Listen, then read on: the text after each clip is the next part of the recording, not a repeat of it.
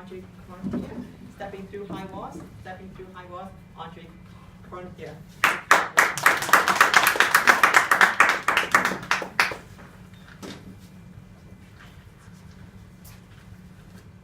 In 1996, just when I was turning 28 years old, I left the only country and the only people that I knew and joined a charity that was staffed with volunteers from all over the world. It was the first time in my life to speak English all day long.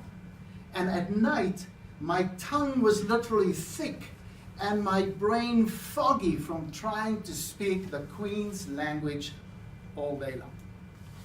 One day, a group of us young people were talking about dating relationships, because what else does young people speak about, right? I was telling them about a dating relationship I had that did not work out very well. But just before I got to the punchline, I could not find the English words. A young, pretty girl who was from Canada said, "What happened next?" And then I got the words. "We made out," I said. Everybody started to giggle, just like you.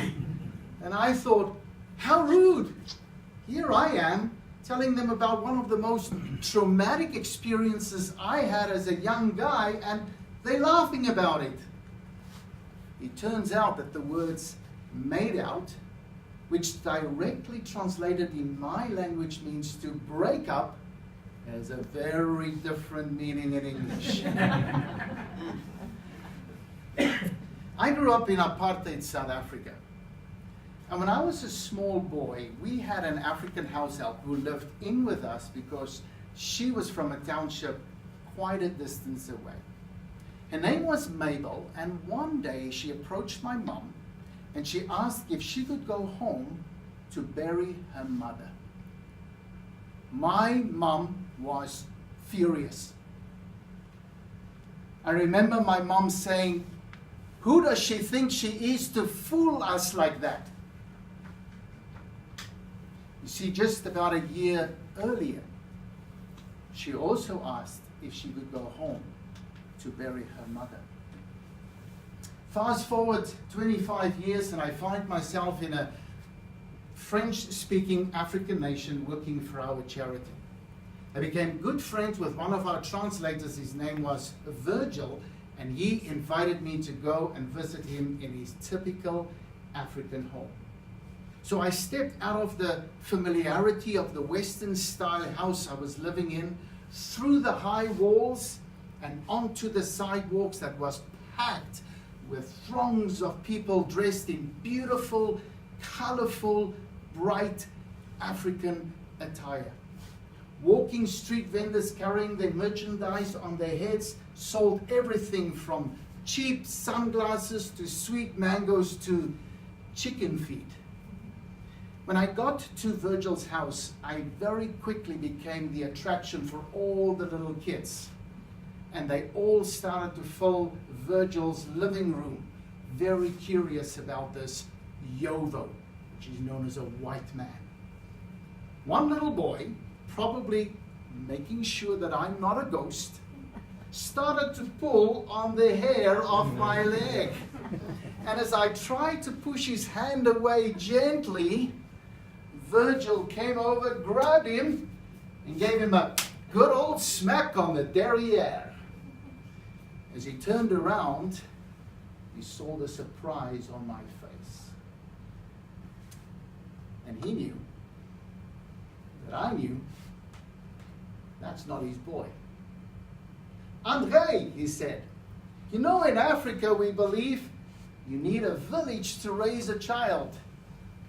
Yes, my friend, it takes more than one hand to nurse a child, and all these kids are like my kids. That boy is like my own son, and I am like a father to him. I am like a father to him." Could it be 25 years earlier, when Mabel asked my mum to go bury her mother. Have you ever been misunderstood? Just like Mabel? Misunderstood simply because of who you are, what you believe, where you come from.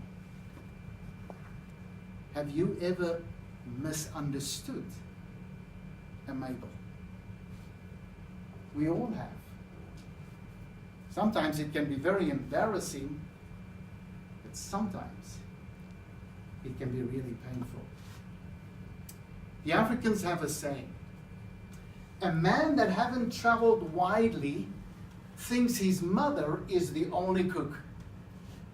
That was me the first 28 years of my life. But only when I stepped through those high walls, that's when I tasted and truly understood Mabel's world. May all of you, just like me, often step through your high walls and taste and truly appreciate the beauty of the diverse world we all call home. I'm Toastmasters.